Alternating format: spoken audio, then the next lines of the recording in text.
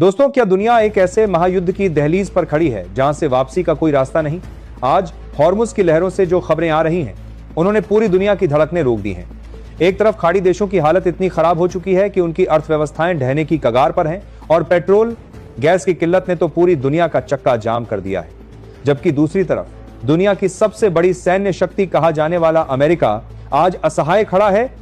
Washington के pentagon से खबर आई है कि अमेरिका ने हॉर्मुज के संकट के आगे अपने हाथ खड़े कर दिए हैं। लेकिन जब दुनिया के सुपर पावर पीछे हट गए, तब समंदर के सीने को चीरते हुए एक ऐसी गर्जना गूंजी जिसने तेहरान से लेकर बीजिंग तक हड़कंप मचा दिया। खबर है कि हॉर्मुज के उस चक्रव्यूह में जहां ईरान ने अंतरराष्ट्रीय जहाजों को रोककर पूरी दुनिया को घेरने की कोशिश की थी, वहां अब पासा पलट चुका है।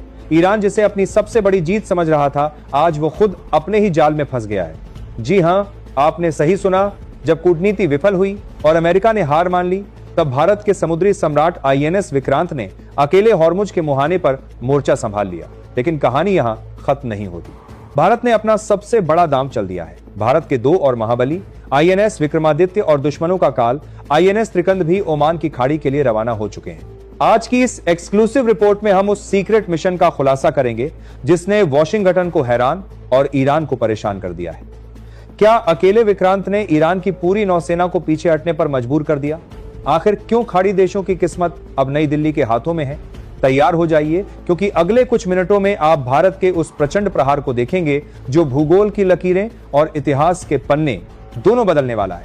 दोस्तों, इस पूरी कहानी को समझने के लिए हमें पहले उस स्थिति को देखना होगा जिसने पूरी दुनिया की नींद उड़ा दी है।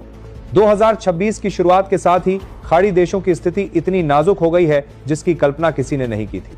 हॉर्मुज की जल संधि, जो दुनिया की ऊर्जा की धमनी कही जाती है, वहां सुरक्षा के हालात इतने बिगड़ गए कि खाड़ी देशों की अर्थव्यवस्थाएं चरमराने लगी हैं।